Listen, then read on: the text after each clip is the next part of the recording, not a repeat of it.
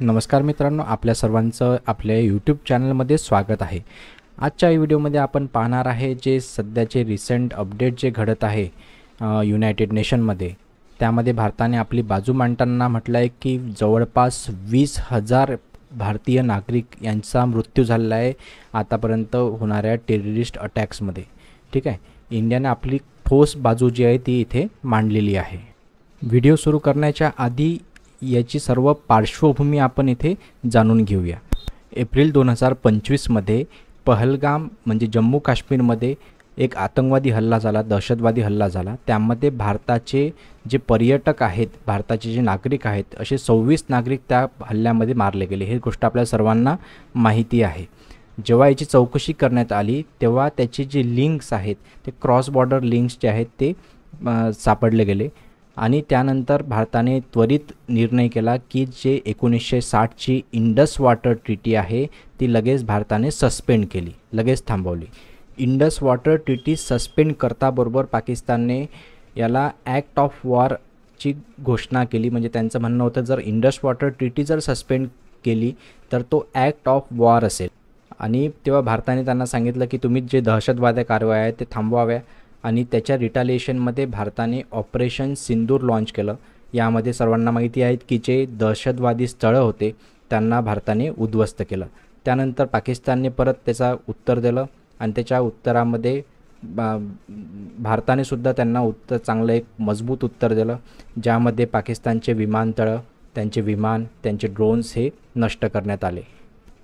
पाकिस्तानची सवय आपल्या सर्वांना माहिती असेल की पाकिस्तानची नेहमीची सवय आहे की जेव्हा तो दहशतवादी हल्ला करतो त्याच्या विरोधात भारत रिटालिएशन करतं आणि जेव्हा त्यांचं नुकसान होतं, त्यांच्यावर रिटालिएशन केलं जातं, तेव्हा ते व्हिक्टिम कार्ड खेळायला सुरुवात करतात। म्हणजे ते काय करतात, युनायटेड नेशन्समध्ये जातात, विविध देशांकडे जातात, जे युरोपियन कंट्रीज आहेत, अमेरिका आहे, यांच्याकडे जातात आणि त्यांचं रडणं सुरू करतात। व्हिक्टिम कार्ड खेळायला सुरुवात करतात की बघा भारताने आमच्यावर हल्ला केला, बघा भारत आमच्यावर किती अन्याय करतो आहे।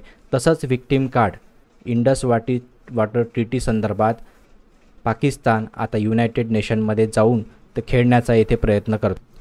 आता पाकिस्तानने इथे काय केलं तर पाकिस्तान गेला युनायटेड नेशन्समध्ये आणि त्याने तिथं दावा केला की पाणी हे जीवन आहे, युद्धाचे शस्त्र नाही। हे अगदी बरोबर आहे की इंडस वॉटर ट्रीटी सस्पेंड झाल्यामुळे पाकिस्तानाचं भरपूर नुकसान होणार आहे आणि त्यांचं आर्थिक नुकसान पण होणार आहे आणि त्यांचं कारण अर्थव्यवस्था हे पाण्यावर, त्यांच्या सिंधू नदीच्या पाण्यावर अवलंबून आहे, हे सर्वांना माहिती आहे। तर हे जे व्हिक्टिम कार्ड आहे हे खेळायला त्यांनी तिथे सुरुवात केली। तेथे त्यांनी त्याची बाजू मांडा आणि युनायटेड नेशन्सला मागणी केली की तुम्ही यामध्ये हस्तक्षेप करावा, म्हणजे तुम्ही हे जे सस्पेंड झालेली ट्रीटी आहे पुन्हा लागू करण्यासाठी भारतावर प्रेशर तयार करा।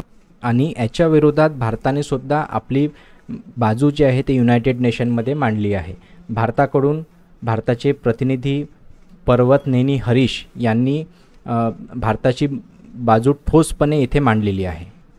भारताने 4 पॉईंट्समध्ये आपले मुद्दे जे आहेत ते युनायटेड नेशनसमोर आणि संपूर्ण जगासमोर इथे मांडलेत। ते 4 पॉईंट्स आपण इथे बघूया। भारताने पहिला जो मुद्दा मांडला तो म्हणजे पाकिस्तानने कराराचा आत्मभंग केला। म्हणजे काय तर हा जो करार झाला होता, ही जी ट्रीटी इंडस वॉटर ट्रीटी झाली होती, हा करार शांतता व मैत्रीच्या तत्वावर झाला होता। म्हणजे मैत्री स्थापित व्हावी, ते स्थापना करावी, त्या तत्वावर हा करार जो आहे तो झाला होता। पण पाकिस्तानने त्याच्या आत्म्याचा अपमान केला। म्हणजे पाकिस्तानने भारतासोबत अनेक वेळा युद्ध केले आणि दहशतवादी हल्ले केले आणि हे सर्व भारताने तिथे सांगण्याचा तिथे प्रयत्न केला। दुसरा जो मुद्दा भारताने युनायटेड नेशन्समध्ये मांडला तो म्हणजे असा की गेल्या 65 वर्षात एनर्जी सेक्टरमध्ये किंवा हवामान, लोकसंख्येमध्ये हे भरपूर मोठे बदल जे झालेले आहेत, जे जुनी धरणे आहेत ते धोकादायक झालेली आहेत। पण पाकिस्तान हे जे नवीन सुधारणा आहेत त्या नवीन सुधारणा पाकिस्तान हा याचा विरोध करत राहतो। म्हणजे नवीन धरण बांधायला पाकिस्तान विरोध करतो, असा मुद्दा जो आहे दुसरा मुद्दा हा भारताने युनायटेड नेशन्समध्ये मांडला। तिसरा जो मुद्दा भारताने युनायटेड नेशनमध्ये मांडला तो म्हणजे असा की मागच्या 2 वर्षामध्ये भारताने पाकिस्तानला अनेक वेळा ह्या सुधारणा करण्यासाठी विनंती केली, त्याची सुधारणा चर्चा करण्यासाठी विनंती केली, पण पाकिस्तानने नेहमी त्याच्यामध्ये अडथळे आणले आणि त्याच्यावर चर्चासुद्धा केली नाही। आणि चौथा आणि सर्वात महत्त्वाचा जो मुद्दा मांडला तो म्हणजे global epicentre of terror. Pakistan काय आहे तर ग्लोबल एपिसेंटर ऑफ टेरर आहे. म्हणजे पाकिस्तान जगामध्ये कुठेही जर दहशतवादी हल्ला घडला तर त्याचे तार जे आहेत ते पाकिस्तानशी जुळतात. तसंच पाकिस्तान भारतासोबत सुद्धा करतो, म्हणजे क्रॉस बॉर्डर टेररिझम करतो. म्हणजे जे दहशतवादी संस्था आहेत त्यांना तो पाठबळ देतो आणि दहशतवादी हल्ला भारतामध्ये घडवून आणतो आणि संपूर्ण जगामध्ये सुद्धा घडवून आणतो. या 4 पॉईंटद्वारे भारताने आपली बाजू जी आहे ती युनायटेड नेशन्समध्ये मांडलेली आहे. आणि भारताने सर्वात महत्त्वाचा मुद्दा जो मांडला तो म्हणजे आतापर्यंत दहशतवादी हल्ल्यामध्ये भारतीय नागरिकांचा किती नागरिकांचा मृत्यू झाला आहे तर 20,000 नागरिकांचा येथे मृत्यू झालेला आहे. तर अशा प्रकारे आपण आजची ही न्यूज कव्हर केली. तुम्हाला जर हे व्हिडिओ आवडला असेल तर या व्हिडिओला लाईक करा आणि आपल्या चॅनलला सबस्क्राईब करा. धन्यवाद.